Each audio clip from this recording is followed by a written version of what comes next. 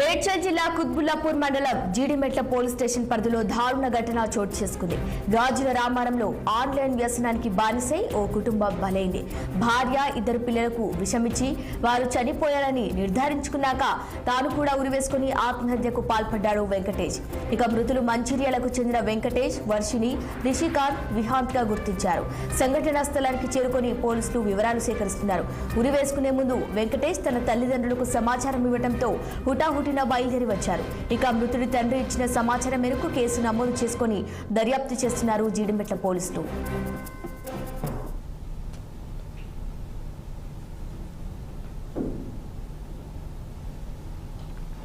ఇక ఇదే ఘటనకు సంబంధించి మరింత సమాచారం మా ప్రతినిధి శ్రీనివాస్ అందిస్తారు. శ్రీనివాస్, చెప్పండి.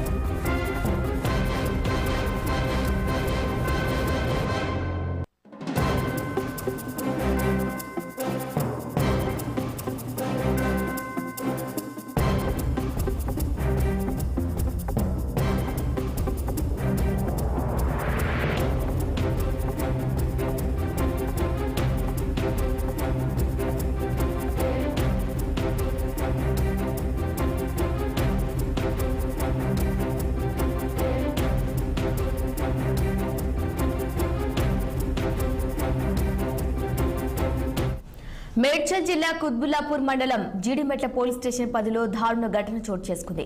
గాజుల రామారంలో ఆన్లైన్ వ్యసనానికి బానిసై ఓ కుటుంబం బలైంది. భార్య, ఇద్దరు పిల్లలకు విషమిచ్చి వారు చనిపోయారని నిర్ధారించుకున్నాక తాను కూడా ఉరివేసుకుని ఆత్మహత్యకు పాల్పడ్డాడు వెంకటేష్. ఇక మృతులు మంచిర్యాలకు చెందిన వెంకటేష్, వర్షిని, రిషికాంత్, విహాంత్ గా గుర్తించారు. సంఘటనా స్థలానికి చేరుకుని పోలీసులు వివరాలు సేకరిస్తున్నారు. ఉరివేసుకునే ముందు వెంకటేష్ తన తల్లిదండ్రులకు సమాచారం ఇవ్వడంతో హుటాహుటిన బయలుదేరి వచ్చారు. ఇక మృతుడి తండ్రి ఇచ్చిన సమాచారం మేరకు కేసు నమోదు చేసుకుని దర్యాప్తు చేస్తున్నారు జీడిమెట్ల పోలీసులు. ఇక ఇదే ఘటనకు సంబంధించి మరింత సమాచారం మా ప్రతినిధి శ్రీనివాస్ అందిస్తారు. శ్రీనివాస్, చెప్పండి. మేడ్చల్ జిల్లాలో దారుణం చోటు చేసుకుంది. కుత్బుల్లాపూర్ పరిధిలోని జీడిమెట్ల పోలీస్ స్టేషన్ పరిధిలో గాజుల రామారంలో కూడా ఈ ఘటన చోటు చేసుకుంది. అయితే ఏదైతే తన పిల్లలకి ఇద్దరికి విషమిచ్చి తను తన భార్య కూడా విషం దాగి చనిపోయిన ఘటన అయితే దారుణం అని చెప్పొచ్చు. ఎందుకంటే అక్కడ చూపర్లను కూడా ఇది కట్టిపడేస్తుంది. ఈ నేపథ్యంలో కూడా ఏదైతే ఆన్లైన్ వ్యసనానికి కూడా బానిసై చనిపోయినట్టు కూడా తెలుస్తుంది. అయితే జీడిమెట్ల పరిధిలోనే జరిగిన ఈ ఘటన సంబంధించి మృతులు మంచిర్యాల జిల్లాకు సంబంధించి వెంకటేష్ 40, అదేవిధంగా అతని భార్య వర్షిని 33 ఏజ్ గా గుర్తించారు. అదేవిధంగా వారి పిల్లలు రిషికాంత్ 11, అదేవిధంగా విహాంత్ 3 సంవత్సరాలుగా పోలీసులు గుర్తించారు. ఈ నేపథ్యంలో కూడా ఏదైతే వెంకటేష్ ముందుగానే తన బంధువులకి సమాచారం అందించి ఆత్మహత్య చేసుకుంటున్నట్టు సమాచారం అందించడంతో కూడా వారు ఉడావిటిన బయలుదేరి వచ్చారు. ఈ నేపథ్యంలో కూడా వారు చనిపోయిన పరిస్థితి. ఈ నేపథ్యంలో కూడా మృతుడు వెంకటేష్ తండ్రి ఇచ్చిన ఫిర్యాదు మేరకు కూడా పోలీసులు కేసు నమోదు చేసుకుని దర్యాప్తు చేస్తున్నారు.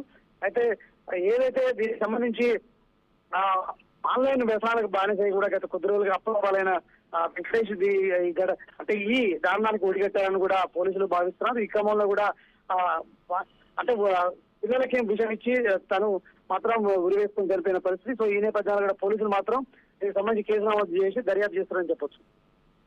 Okay, right Srinivas, thank you.